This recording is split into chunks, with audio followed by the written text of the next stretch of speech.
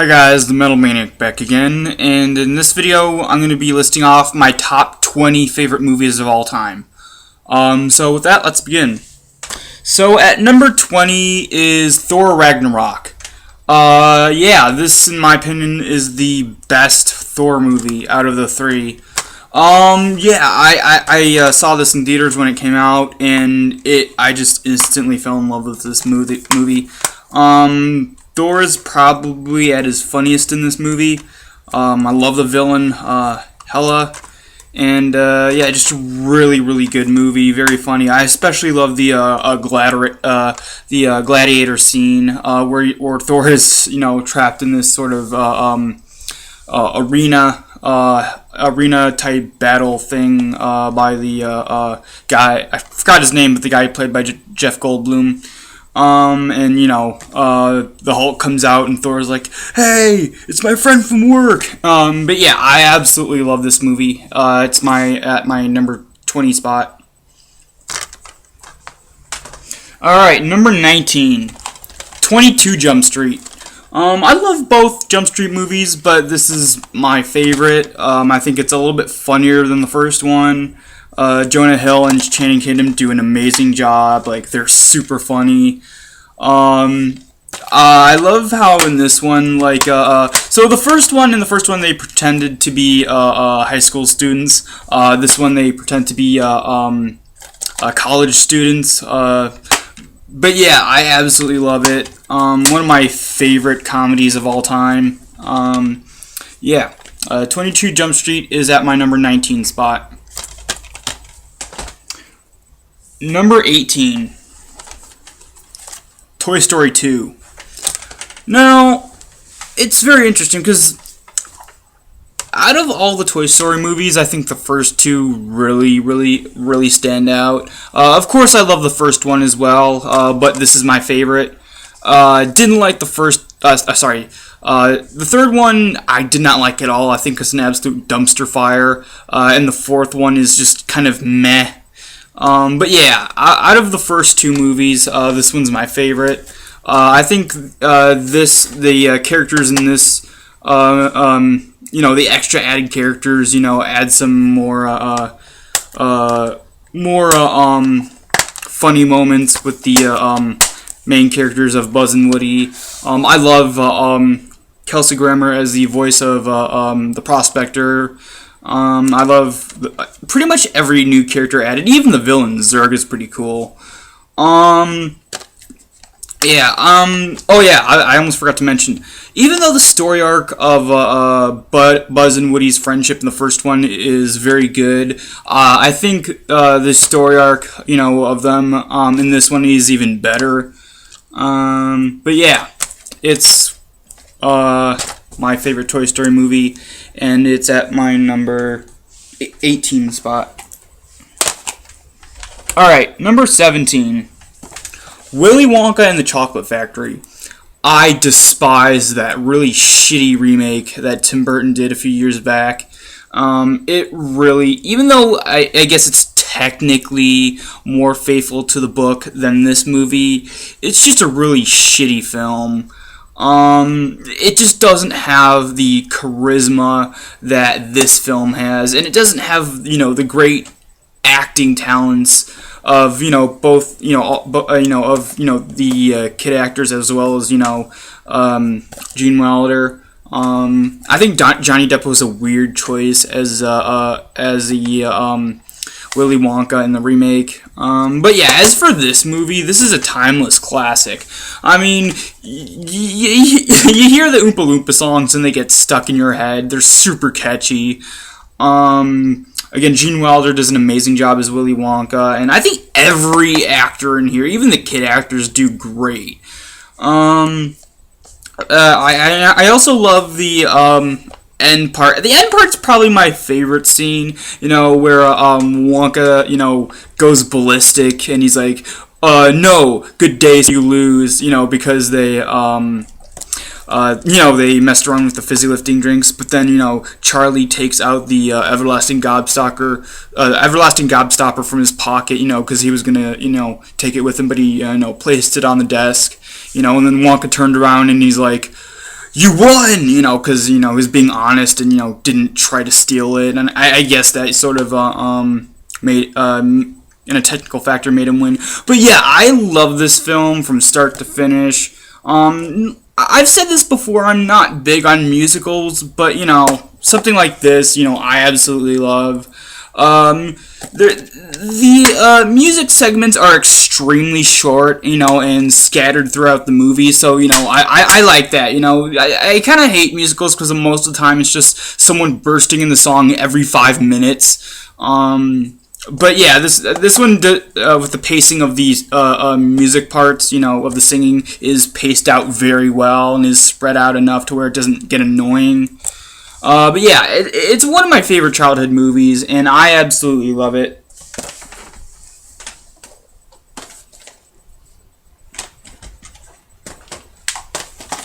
Alright. Number 16. Number 16 is the original The Mummy. Yeah, I mean, I could have easily put the Brendan Fraser one, the first Mummy movie of that trilogy, but even though I do really enjoy that movie, I slightly prefer this one a little bit.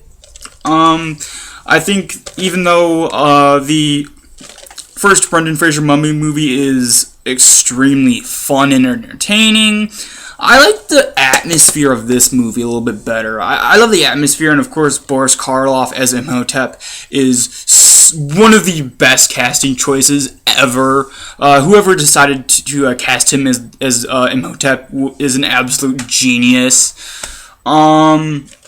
But yeah, I absolutely love it. And yeah, sure, some people can complain. I know there's some people who complain, oh, Boris Karloff is only, quote unquote, the mummy in the first, first couple minutes of the movie. But that doesn't really bother me. I think, he does really well. And I do like the idea of him sort of, I guess regenerating a little bit, and disguising himself as a normal human. I think that's pretty cool. The other actors vary. Some do really shitty jobs, like some actors don't do well. But I'd say Boris Karloff and Edward Van Sloan, who plays I forgot the professor's name, but the professor in this movie, and Edward Van Sloan also played Van Helsing in the 1931 Dracula film. He does a good job. Boris Karloff does a good job. A couple other actors are okay. Some aren't that good. But the only other thing, in terms of casting, this guy right here, the guy who a lot of people make fun of for overacting, I mean, yeah, sure, he's overacting a lot. Like, I think, he overdid, his part, how he was, like, shocked that, Imhotep is rising out of his coffin, but, I don't mind it. I think it's, a pretty solid reaction to something like that. Like, how would you react if, like, a random mummy just started walking out of the coffin? You would be freaking terrified. But yeah, I think this movie holds up very, very well. Again, Boris Karloff and Edward Van Sloan are the highlights of the film. But yeah.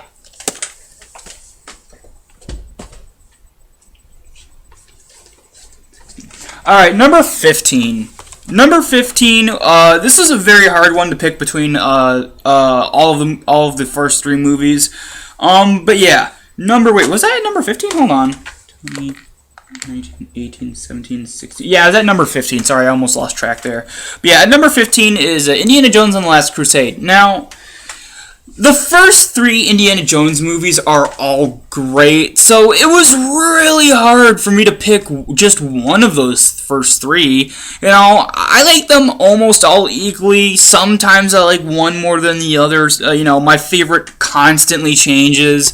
But at this moment in time, my favorite Indiana Jones movie is The Last Crusade. I love the addition. I love how, like, they added, a little bit more backstory to Indiana Jones in terms of, him and his father. Of course, played by, what's his name again? Hold on. Why did I forget his name? I'm having a mind blank. Shit. What is his name?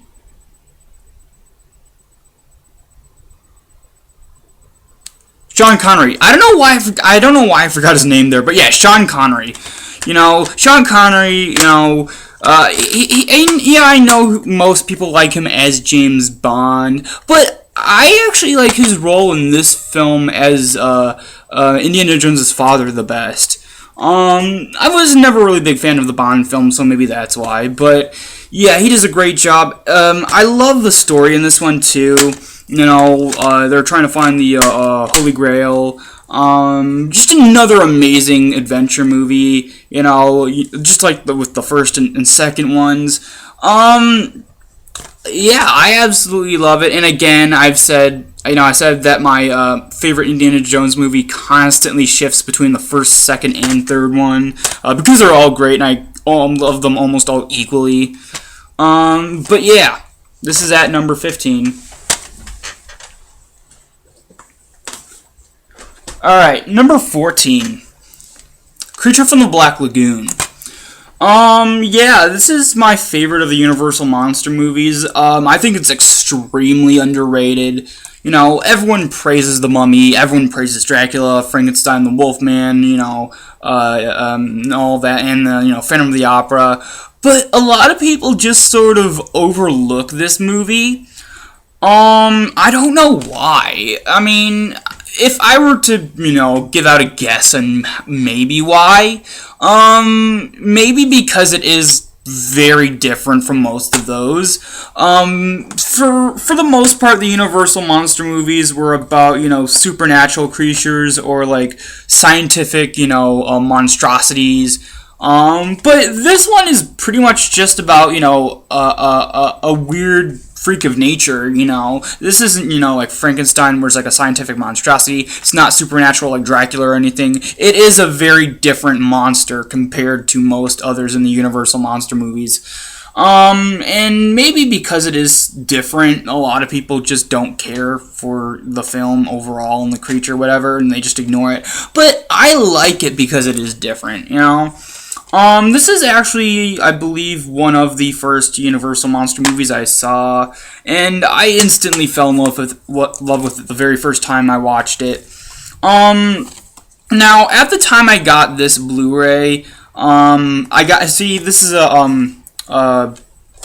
what version is this? Oh yeah, it's the UK import. Because at the time I got this, there was no, US Blu-ray edition. Now there is. It was like a 3-pack of all 3 movies. But at the time, there was no Blu-ray version of any of those movies, so I had to get the UK import.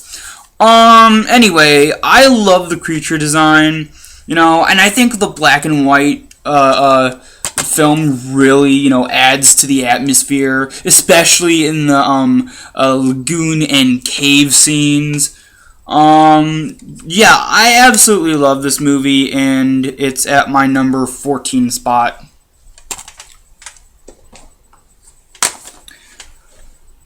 Alright, number 13.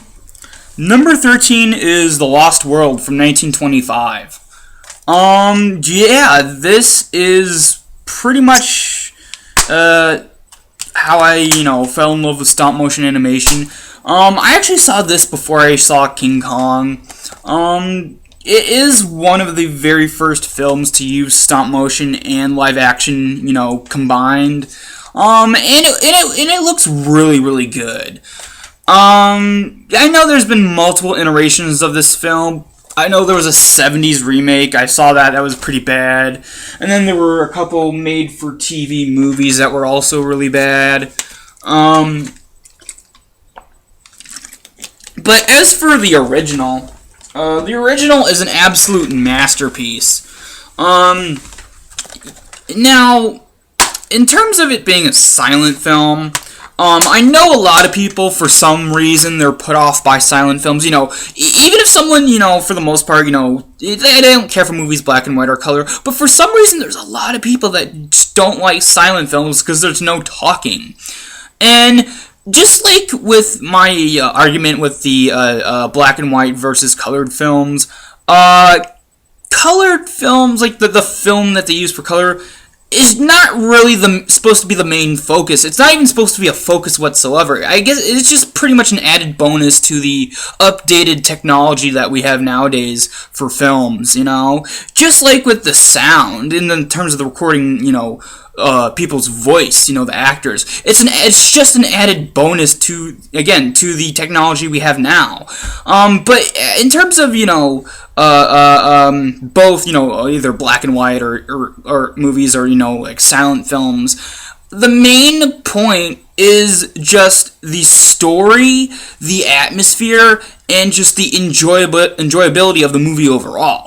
So yeah, I know some people are put off that this is a silent film, that, you know, other films, you know, silent films, but it doesn't really matter. In terms of the special effects and how they hold up very, very well. The stunt motion animation was done by Willis O'Brien, who also did the stunt motion in the original King Kong movie. Oh yeah, there's a picture of Willis O'Brien right there.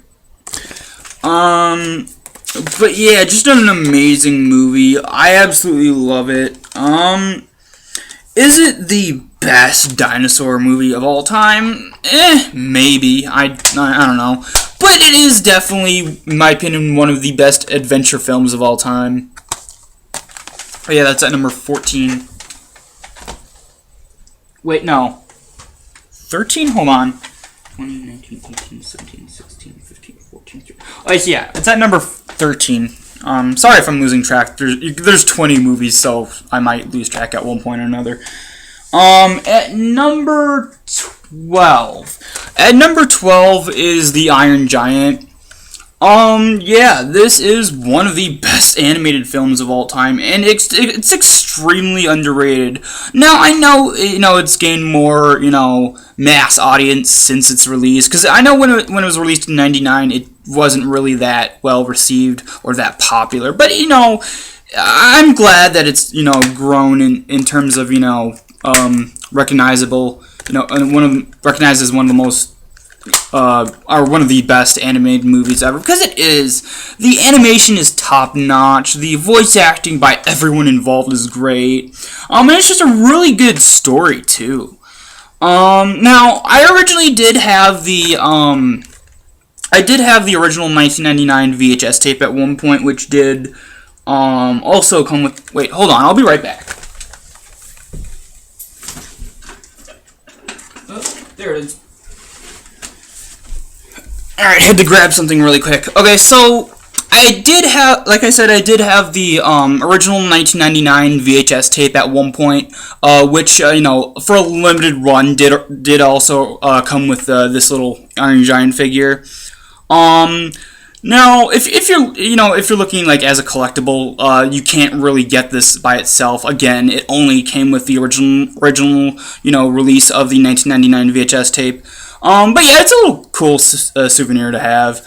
Anyway, getting back to the movie, it's just a perfect film, and I absolutely love it, and it's, also, it's actually one of my favorite childhood films. But yeah, it's at number 12. Alright, number 11, The Fog.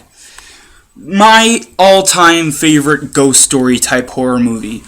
It's just one of those that has a really good atmosphere, combined with phenomenal acting, great special effects, and one of the best movie soundtracks of all time. Now, this film, I guess John Carpenter didn't like the finished product, so I guess they added certain scenes. Now, I can't remember what exactly all the scenes that were, you know, added later. I know the score, at least from what I remember hearing, I think the score was, you know, redone in its entirety. I believe some of the scenes that were, you know, added later were the lighthouse attack, you know, when the ghost pirates are, you know, attacking the lighthouse. And I believe a couple more close-up scenes of the ghost were added later. But yeah, I absolutely love it. It's a really cool sort of old-fashioned ghost story.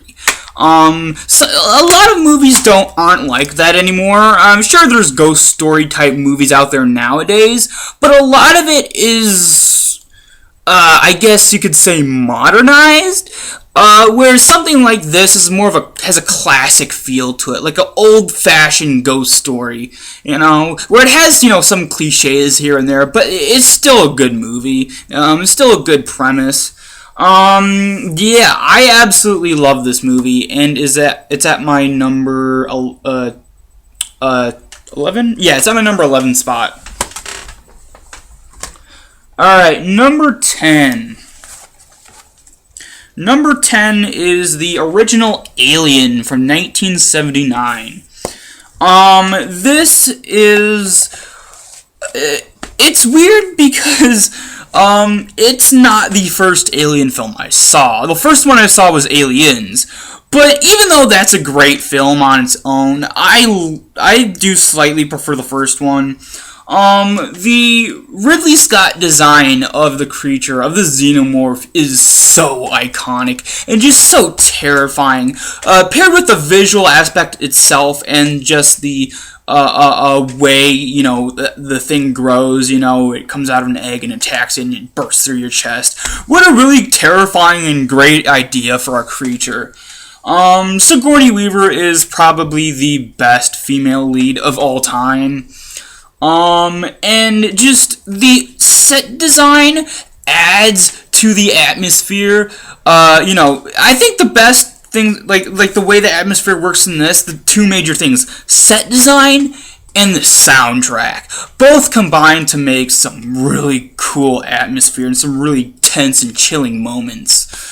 But yeah, I absolutely love this movie, and the first Alien is at my number 11 spot. Wait, 11 or 10? Oh yeah, hold on. There we go.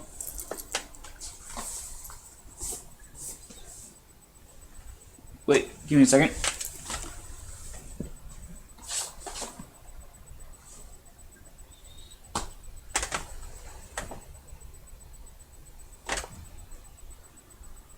Oh yeah, sorry, I was at my number 10 spot. I'm sorry, I'm losing track, just because I have a lot of stuff here.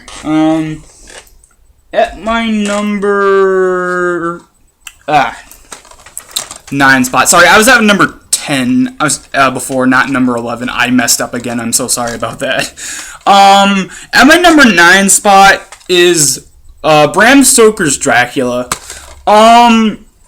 It's not entirely accurate. Hell, I don't think many films are 100% accurate to the novel, but out of all of them, I think this is the closest to the novel. Sure, there are things added that weren't in the novel, but I know a lot of people complain about that. There's stuff that was added that's not in the novel, the love story, Dracula is Vlad the Impaler and stuff like that. But I don't see the criticism being any sort of legitimate, considering that, yeah, certain things are added, but it adds to the movie, and it adds to how great the movie is. And how unique the story is in terms of, a story of the adaptation of the novel. I love the acting in this movie, and people complain about, what's his name, Keanu Reeves' performance and how it's terrible and his accent is terrible. I never really thought Keanu Reeves was that bad in the movie. I actually didn't know about, most people hating his performance, until I, watched reviews of this movie. And, yeah, I don't get their criticism. He doesn't do a bad job whatsoever, and the accent isn't even that bad. But, yeah, I love this film. The soundtrack to this movie is my favorite soundtrack of all time, movie soundtrack of all time. The set design is amazing. Like, the set design in this movie is probably one of, if not the best set designs for any movie ever. I love Dracula's castle, and I love the not a lot of people recognize this, but the original artwork, the original concept art for Dracula's castle in this movie was literally, a castle, but it was like a statue of a guy sitting in a throne. And even though they didn't go with that, artwork for the most part, they did keep the overall shape. Like, yeah, first glance it doesn't look like it much, but when you really look at it, it does look like a guy sitting in the throne, even if it, only vaguely resembles it. They still kept the idea of the overall shape, But yeah, I like that. I like a lot of the attention to detail is really good in this movie. Like, there's a flash of lightning when the stagecoach is going up to Dracula's castle. There's a flash of lightning, and the lightning is like in a shape of like a claw. Yeah, and everyone does a great job. Gary Oldman is the best Dracula in my opinion. His performance is great. And I also love the special effects in this movie and how, again, attention to detail. Francis Ford Coppola, he made it clear that he wanted the only special effects to be used in this movie are special effects that they would use in movie making, in terms of the time period this movie is supposed to take place in. So just that, again, attention to detail is great in this film. It's just so great, and I absolutely love this movie. But yeah, it's at my number 9 spot. Alright, number 8. The original Back to the Future. Now, I love all these films equally, but if I had to pick one of them, I'd go with the original. Yeah, and again, one of my favorite movie soundtracks of all time. It's just a great story about, messing with time travel. It really shows that, if, we ever, figure out the ability to time travel, we might not want to because, one thing messes up in, when you go back to the past or go forward to the future, and everything could be altered. So, yeah, I like how they, have to fix stuff that they messed up, if, when they went back to the future or to the past. I love, Doc Brown. The character is one of my favorite, sort of scientist characters in any movie. And Michael J. Fox is Marty McFly, one of the best characters of all time as well. I like how he has a bit of a smartass too.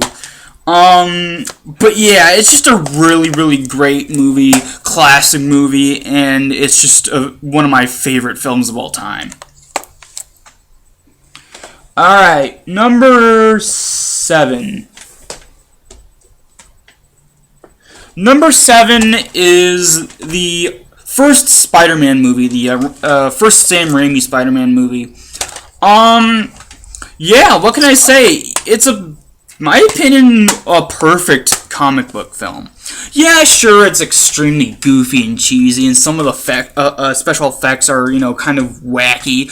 But honestly, that doesn't matter, considering out of any series of comic book movies, the Sam Raimi trilogy is, I guess the closest to, a representation of the comics brought to life. And yeah, people may say, oh, well, the Sam Raimi ones are super goofy and cheesy and blah, blah, blah. But that's the whole point. The whole point is to bring the comics to life. And a lot of the classic Spider-Man comics are very goofy at times and very ridiculous, especially, with the 60s and 70s comics. Yeah, I mean, again, it works with what they were trying to accomplish. And again, fabulous casting, J.K. Simmons as J. Jonah Jameson is arguably the best casting choice of all time.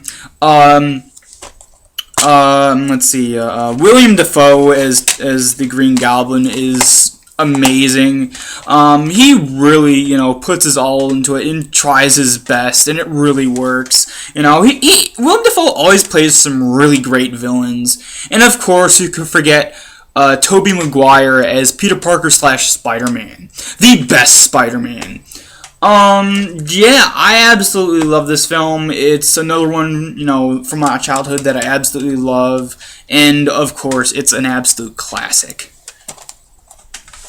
Alright. Number 6. Number 6 is the original Jurassic Park. Yeah. Again, with the Back to the Future movies.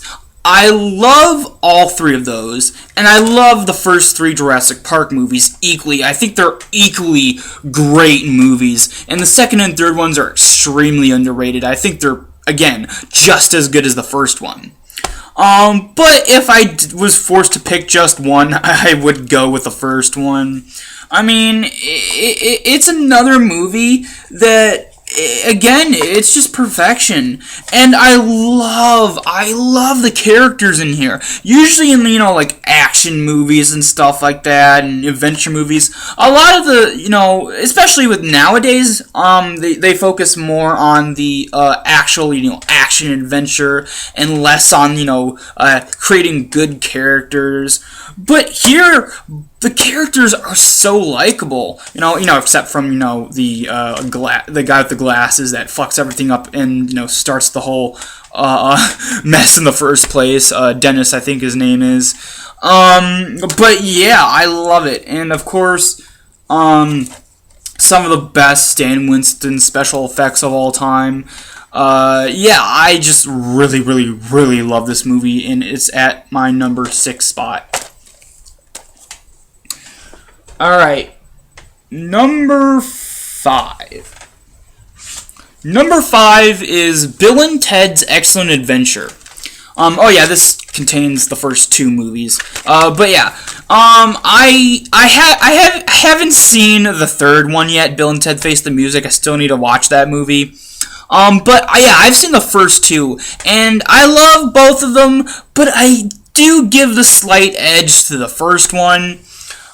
Just because, I think the story and what they have to do and what they're doing, I think it works slightly better. Yeah, the second one is them about, them getting, I guess, assassinated by evil robot clones, and, them having to, get back from, the afterlife to, live again to try to, beat the robot versions of themselves. That's really cool. But I like the premise of the first one a little bit more, where they're trying to get good grades on their history exam or whatever, and they're failing miserably until this guy, I forgot his name, but he's played by George Carlin. This guy comes down with this telephone booth type machine, which it turns out to be a time machine, and then they go back in time to collect certain historical figures for their history project. I think that's a really cool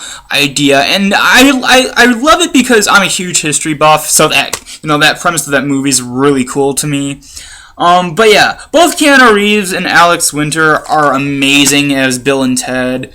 Probably my favorite moment of the entire movie is when they go to medieval times and they break into this castle, and at one point they get caught by the guards and the king, and then the king's gonna have them executed, and then he's like, take them to the Iron Maiden, and I guess they don't know, about the actual torture device. They just know, Iron Maiden's a band. So like when they're like, take them to the Iron Maiden, they're like, excellent, and then the king is like, all right, have them beheaded, and it's like, that's bogus. But yeah, I absolutely love this movie.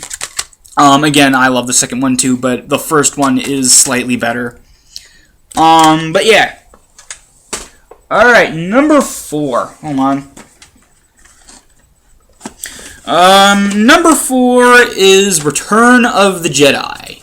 The third of the original trilogy, and what can I say? It's a great way to end a trilogy. I love the battle, with Luke and Darth Vader. I love the, sort of the conflict within Darth Vader himself. Trying to, pull back to the light, but he's kind of struggling with that. And Luke in this movie, he's definitely a lot more, he's grown up in this one, you know. In the first one, he was kind of whiny at first, and, you know, his character progresses, he becomes, you know, more and more responsible. In the Empire Strikes Back, you know, he's almost to being, you know, the Jedi hero, and then in this one he is full on, you know, Luke Skywalker, Jedi Master, hero and savior of the galaxy, and of course, one of the best villains of all time, Emperor Palpatine, played by Ian McDiarmid, so good. But yeah, Return of the Jedi is at my number 4 spot. All right, number 3. Number 3 is the original Nightmare on Elm Street. Yeah, it's just a perfect horror film. Now, I know most people would have, you know, in terms of their favorite Nightmare on Elm Street film would probably be Part 3. And, well, I absolutely love that movie, and it's my second favorite Nightmare on Elm Street movie. The reason why I picked the first one as my favorite, you know, it's not, you know, I don't know, it's just a simpler plot, a simpler, you know, movie, and even though it's super simple compared to the stuff later on, it works with its simplicity very well, and, you know, the acting is great and all of here, and I love the just the overall design of Freddy in this one, you know, the makeup, the glove, and everything. I think this is the best Freddy, not only in terms of design, but maybe in, you know, character as well. But yeah, it's just a really good movie, and it's a classic, and it's, you know, it's my number 4, you know, 4th favorite movie of all time. Oh wait, no, sorry, number 3. Number 2. Alright. My number 2 and my number 1 were no-brainers, you know. Didn't really struggle with these ones. Number 2 is the original Gojira from 1954. Now, this film I didn't see till years later, because the first ever Godzilla film I saw was the horrendous Americanization of the original film. I think that one came out in US about, like, what, 56, I believe.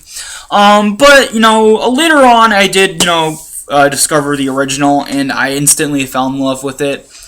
Yeah, unlike most of the other Godzilla movies, except maybe, like, Shin Godzilla, you know, this is really the only, again, with the exception of Shin Godzilla, this is unlike the rest because it is not, you know, action sci-fi or just straight up sci-fi like most Godzilla films. It's a horror movie. Godzilla, you know, isn't the savior of humanity. Godzilla isn't, you know, just some random monster that, you know, happens to maybe accidentally, you know, save the day or whatever. And he's not an animal, you know, that's out to, you know, eat stuff just because it's an animal. No. In this film, Godzilla is the physical manifestation of the destruction and death and devastation caused by the bombing of Hiroshima and Nagasaki. He is the physical manifestation of everything bad about what happened. And it really works very well. And you can even see it in the design of Godzilla himself with all, like, these bumps and how craggly he is and how, like, just messed up he looks. Just like a radiation victim, you know. Like, with the bumps and everything, and his just absolutely devastated skin. Yeah, and I love the characters in this one. They all are great, you know. Dr. Serizawa is probably the best one. I love his character arc. At first, you know, he shares this, you know, like, a new technology, you know, the Oxygen Destroyer with, you know, what was it, his fiance, and, you know, she's kind of, you know, sort of like, oh my god, that's crazy, but, you know, I promise I won't tell anyone. And then he later, you know, they at him, and then, you know, he has to, you know, use it. He's asked to use it against Godzilla. And at first, he's like, no, I can't do this. What if it gets in the wrong hands? You know? And later on, when he sees on the TV the destruction being caused by Godzilla, he's just like, he has a change of heart. He's like, oh my god, look at this. I have to do something. I have to, use this for the greater good. And then I love, near the end, he knows, he can't, have the Oxygen Destroyer be used again. So he takes it down, sets it off, and then kills himself because he doesn't want, he sacrifices himself to save the rest of the world from what could happen if anyone got their hands on the Oxygen Destroyer or him, to use him to make another one. And I love the overall atmosphere. The black and white adds so much sinisterness to all of the scenes that Godzilla is in, especially when he raids Tokyo, when there's fire going on, when he sets the whole city on fire, and he's walking through the flames, and the sky is pitch black, because it's in the middle of the night, and the only light being shown is the, street lights and the city lights, and then the fire. Just some really great scenes, really great acting, great special effects for that time, and the story is just so good. But yeah, the original Gojira from 1954 is my number 2. And my number 1 favorite movie of all time, King Kong from 1933. Talk about a great action-adventure movie. Sure, The Lost World is an absolute masterpiece of adventure movies, but this one ups the ante. This one, it's not only an action-adventure movie, it does have some horror elements thrown in, especially when King Kong is rampaging through, both the native camp as well as New York. And this is a movie monster that you do kind of feel sorry for, because he's not like Godzilla. Again, he's not like Godzilla where he's just there for destruction. He's not like Cloverfield just destroying for an unknown reason. He's not like